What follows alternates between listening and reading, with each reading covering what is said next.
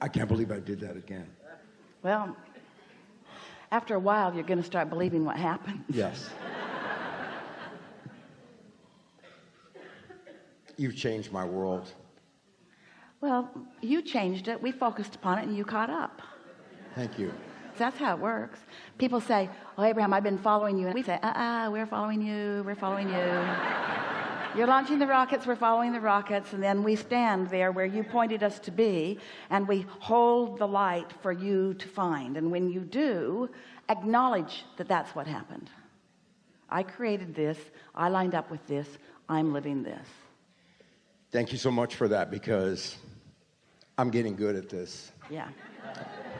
Yeah. And when things don't happen the way I expect them, I start to say, wait a minute. They always happen the way you expect them. When I discover that my expectation is out of whack, I'm starting to notice it. When I let life train me into expectation that is bogus, I'm starting to notice that. Let's use expectation in the real way. I get what I expect. It's never other than that. I expected to get called up here today. Yeah, obviously. It's easier for you the second and third and fourth time. The audience hates you for it because it feels like injustice. So when positive things happen which induce positive expectation, that's why things, the better they get, the better they get, the better they get, the better they get. It's also why the worse they get, the worse they get, the worse they get, the worse they get. So what we're asking you to do is to expect outside of what's happening. It's easy to get called on and then expect it again. The hard thing is to not ever have been called on and then get called on. The hard thing to do is to expect around the reality that has your attention. And that's what we talk about all day, every day, isn't it? Find a way to care so much about the way you feel that you're not willing to think a thought that doesn't feel good, even if it makes the most sense. I've never had any money. Nobody I know has ever had any money. My family's never had any money. Therefore, I don't expect to have any money. Well, that's not helpful. That's not helpful. It's going to turn out the way you expect it to be. So you've been taking this in. Of course. So what is it you want to talk about here and now? What's new for you? I want to get better at the fine-tuning of my desire and my expectation and all of that. I have started to realize that I can manifest things almost instantaneously with just giving it a passing thought. Oh, I'd like to have that. On things that you haven't practiced otherwise. If it's a new thing that you don't have an expectation about, the universe will deliver it to you nearly immediately because there's no push and pull going on in you.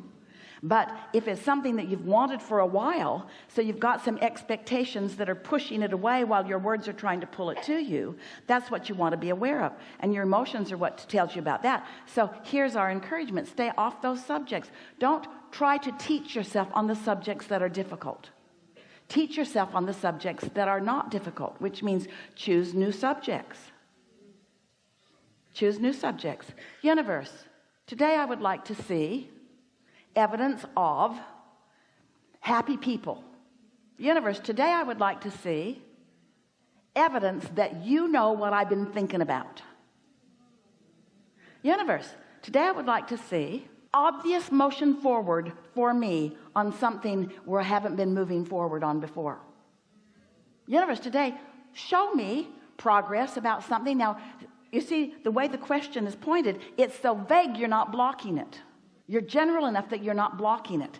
But when the universe shows you this and this and this and this and this and this and this and this and this, you'll remember. In other words, the way your expectations change is when you ask for something that you really don't quite believe, but your ask is clear enough and you're not believing is foggy enough that the universe can give it to you. That's how you bridge your expectations. And after a little while, you'll begin to feel invincible. Absolutely invincible. You can change the weather. You can rendezvous with everything that you want. There's nothing outside of your ability to modify it in the direction of your desire. I have to tell you that my whole life, particularly when I was a child, I knew that this was a thing. I knew that this was a thing. When I would see movies like Harry Potter or things with magicians or things like that, I knew that there was something to that. I knew that there was something to, I can create from my mind. And people would say, that's ridiculous, or what are you doing? Why aren't you calling that person? Why aren't you putting more action in that? I knew somehow that sometimes that would be counterproductive. I knew that I could create a situation through my focus in my mind. And so I'm so grateful to finally have manifested you into my life to show me that that is in fact true. I had given up on a lot of things coming in my life. And by the way, I'm an actor too. It seems to be a theme today. But that was such a huge thing for me that there was a block there. And I have to say, since I found you last year, things have really started to change, particularly in the last 6 months. I now sorry.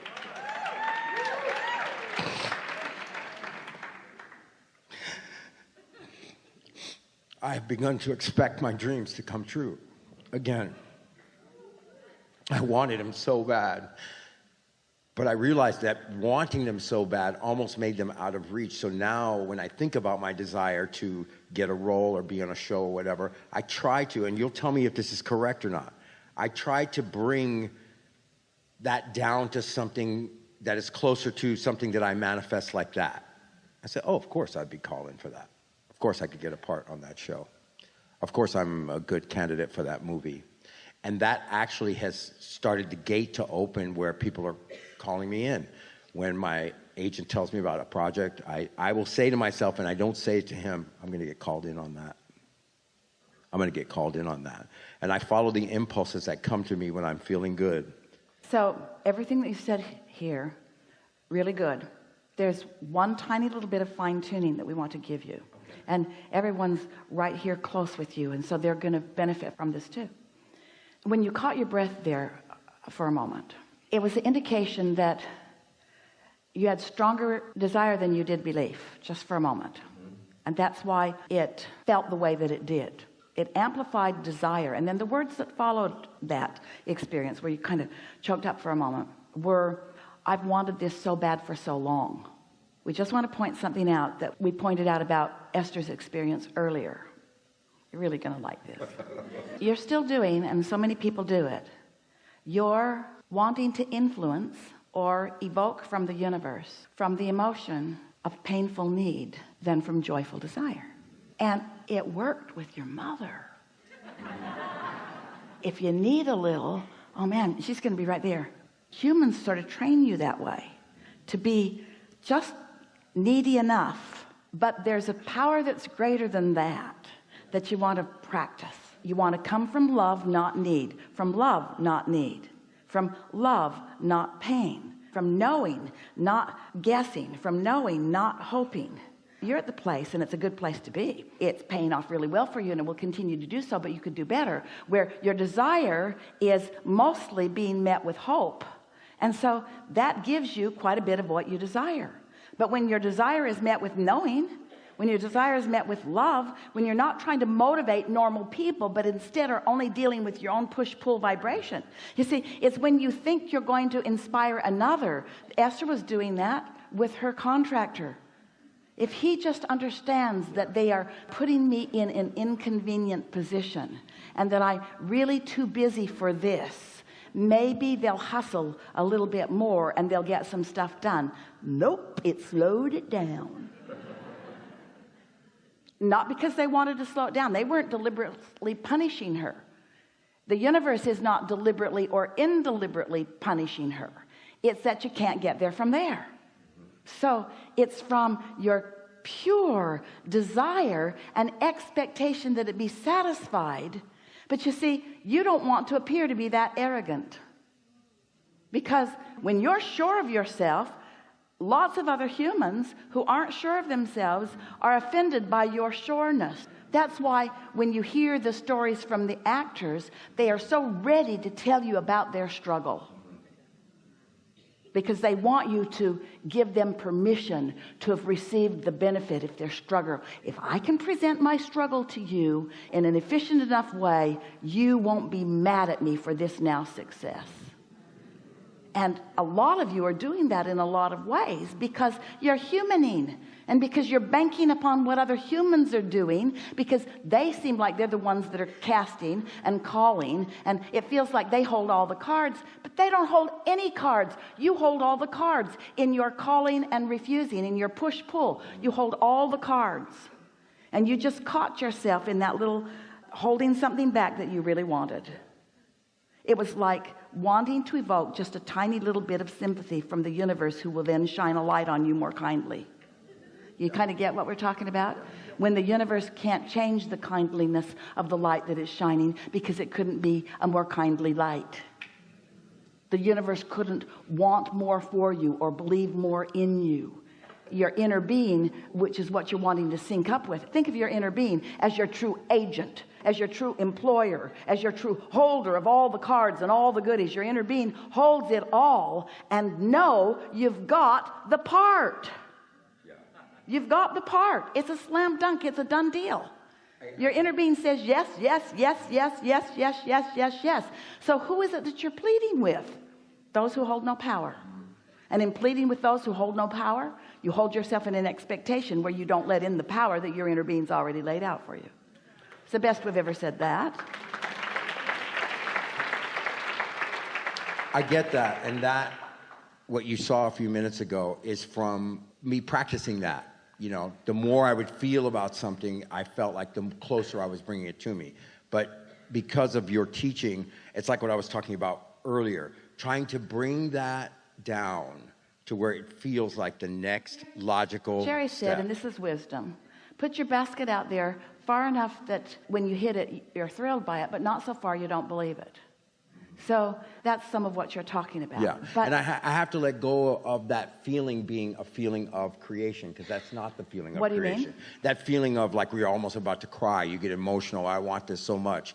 You know, it's got a lot of resistance in Well, it, there's like you were nothing saying. wrong with it, because it does indicate the power of your desire. Okay. But it also indicates the power of your resistance. When you're demonstrating the power of your desire with no resistance, you're just obnoxious. You're just sure of yourself.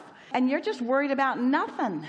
And you're just anticipating wonderful things. And you're walking around just waiting for the next thing to reveal itself to you. And you're ready for the revelation. And you're eager every day. Esther used to wonder, because we said so often, the universe will surprise and delight you. And she thought, how can that be? I can get how the universe can delight me. But why would it be a surprise if I create my own reality? And if I put each and everything in my vortex, then why am I going to be surprised? And we say, the timing of it is what surprises you. The timing and the combining of the things that you want. The things that you put into the vortex have been spun into this magnificent combining. And when you hold yourself, as you are beginning to do, steadily in that place of positive expectation, then there's just delight after delight after delight after delight. And so when someone meets you, you don't seem like an actor who is yearning for the job. You appear to them to be the actor that knows that he's got the job. Do you know why so many of the big projects cast the same actors? Because once they've been cast, they expect to be cast.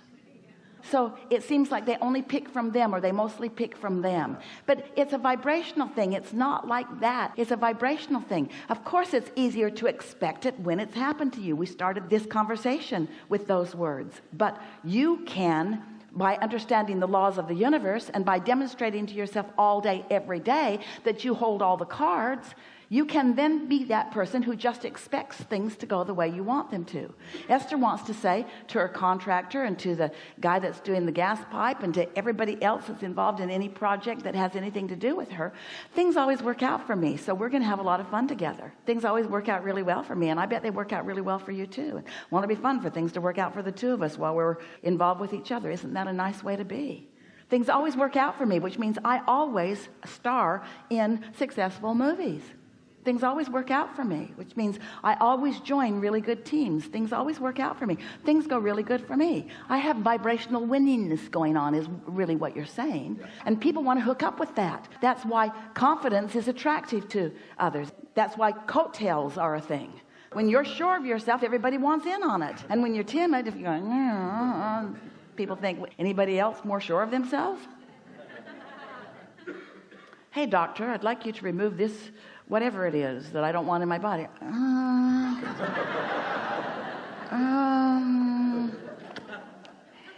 might move on to someone more confident. Good enough? Yes. Really good. Thank you so much.